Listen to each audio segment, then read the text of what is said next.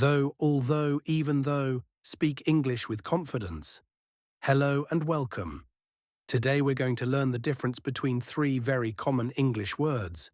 Though, although, and even though.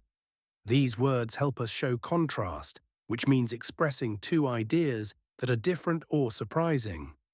Learning how to use them will make your English sound more natural and more fluent. Let's understand them one by one with simple meanings and clear examples. 1.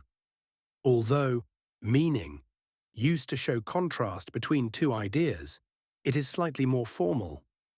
Example, although it was raining, we went for a walk. Although she was tired, she finished her homework.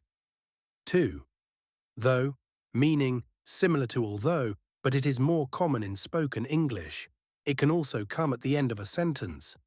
Example, though he is young, he is very responsible. I liked the movie.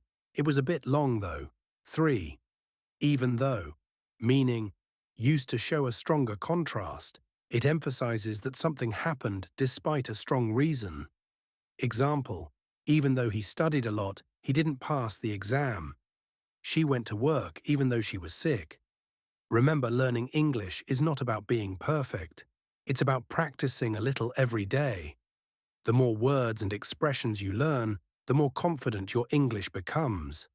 So keep learning, keep practicing, and never be afraid to speak. Step by step, day by day, your English will grow stronger. Keep going and level up your English. Thank you.